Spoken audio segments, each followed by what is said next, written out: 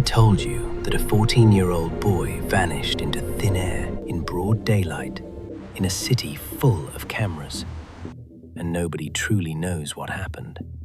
Who was Noah? This is the story of Noah Donohoe, a 14-year-old schoolboy from Belfast, Northern Ireland.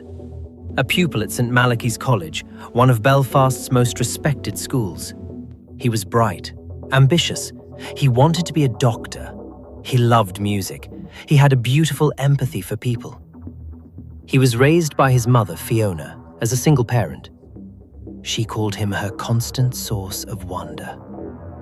And on the 21st of June, 2020, he kissed her goodbye, got on his bicycle, and left.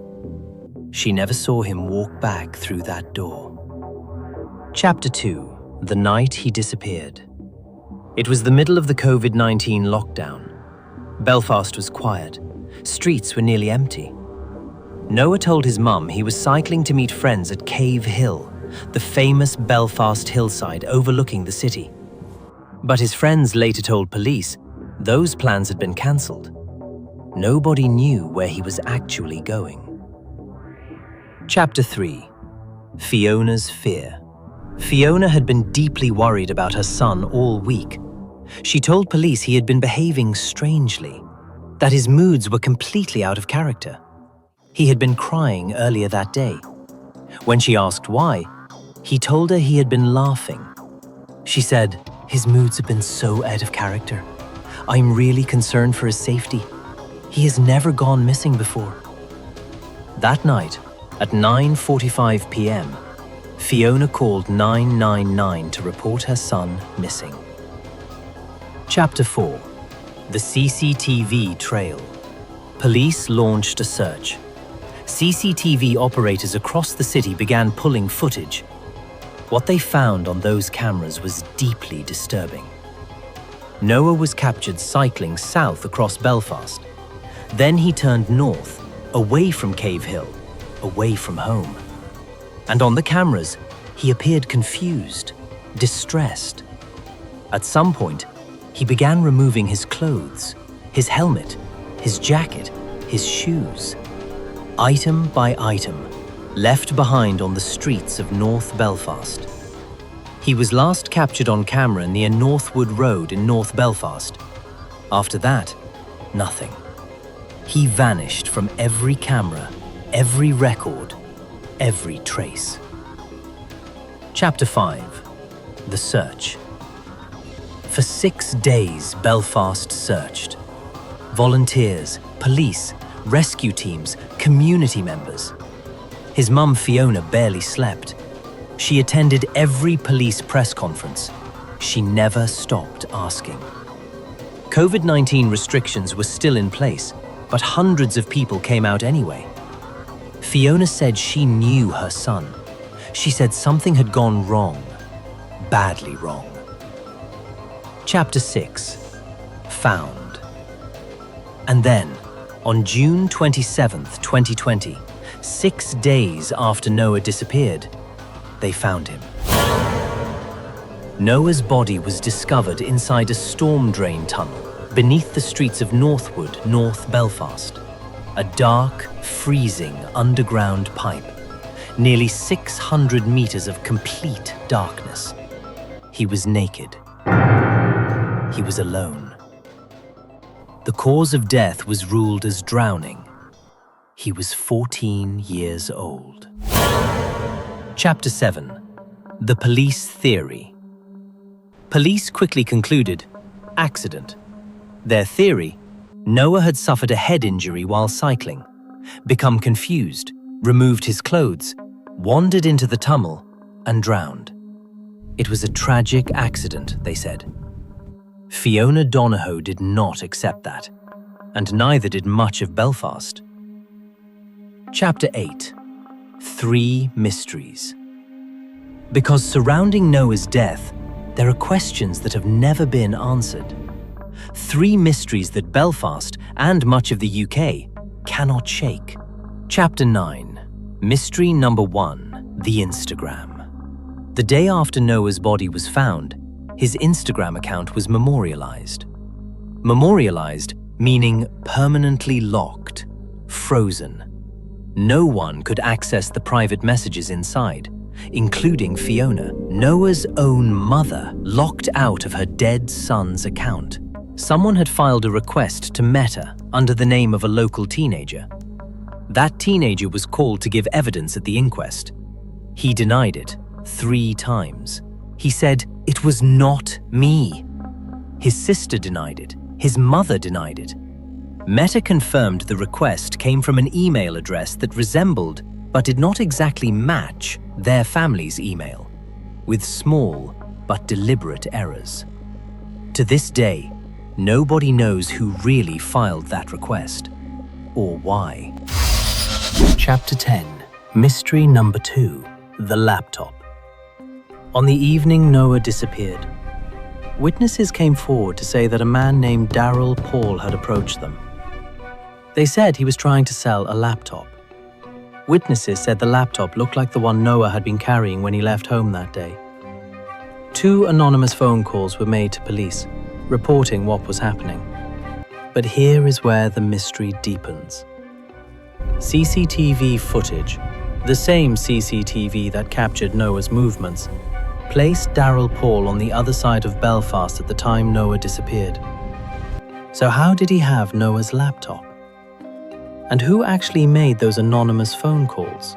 At the inquest, the woman whose name was attached to the calls came forward. She said the calls were not her voice. She gave evidence from behind a curtain, her identity protected by the court. To this day, the origin of those calls remains unexplained. Chapter 11. Mystery number 3. The Screams.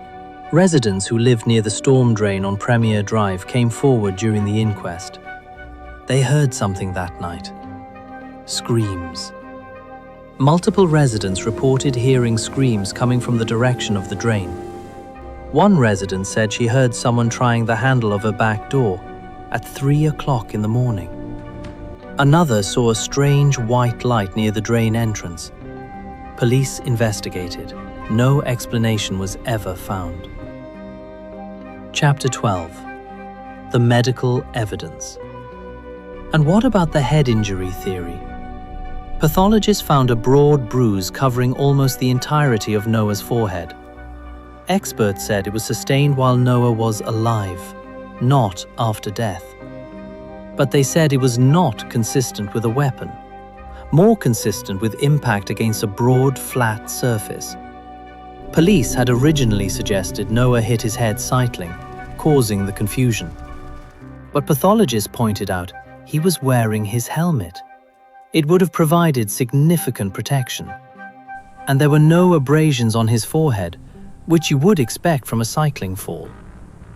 So what caused the bruise? Nobody has ever fully explained it. Chapter 13. The Inquest, 2026. In April 2026, the inquest is still running. Expert witness Professor Carolyn Roberts gave her findings just days ago. She concluded that Noah likely entered the storm drain himself, crawling 600 meters in near total darkness. High tide at midnight, water rising through the tunnel, would have created drowning conditions. But this only answers one question: how he died.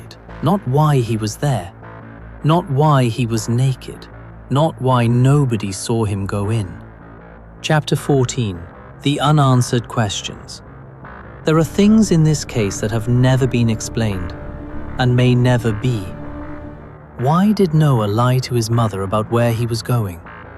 Why was he behaving so strangely in the days before he disappeared? Why did he cycle away from Cave Hill and towards a drain he had never been seen near before? Who memorialized his Instagram, and why, the day after he was found? And what was in those private messages that someone, somewhere, didn't want Fiona to see? Chapter 15. 6 years. 6 years have passed since the night Noah left home on his bicycle. 6 years of hearings. 6 years of unanswered questions. 6 years of Fiona sitting in that courtroom. She has been there every single day. Chapter 16. Noah's Legacy. In his memory, Belfast City Council named a bridge after Noah. The Noah Donohoe Foundation was set up by Fiona to honor his life and to keep asking for the truth. Noah's Army, the movement that grew around this case, organized marches attended by thousands. They carried candles through the streets of Belfast and chanted, "Justice for Noah." Chapter 17. The PSNI Failures. The PSNI, the Police Service of Northern Ireland, has been heavily criticized throughout the inquest. Officers admitted they missed Noah on CCTV cameras during the initial search. They admitted phone location data, placing Noah in an area, was passed to search teams 7 hours late. 7 hours. In a missing person search, that can mean everything. And the search near Linear Park was briefly halted because a crowd of hostile residents confronted the officers. Chapter 18. The Final Question. Was Noah Donohoe's death a tragic, unexplainable accident? A boy in mental distress who wandered into darkness alone? Or is there something more to this story? Something that the locked Instagram, the missing laptop, the anonymous calls and the screams in the night are pointing toward? The inquest has not yet reached its conclusion. The jury has not yet returned a verdict. When it does, the Donohoe family hopes it'll finally answer the questions that Belfast has been asking for 6 years. Chapter 19. Final Reflection. Noah Donohoe was 14 years old. He loved music. He wanted to be a doctor. He adored his mum. He never came home. And his case, 6 years later, remains open. If you are watching from the UK, share this video, because the Donohoe family is still in court, still asking questions, and the world should be listening. Subscribe, because next week, we go deeper into the stories Britain doesn't want to talk about.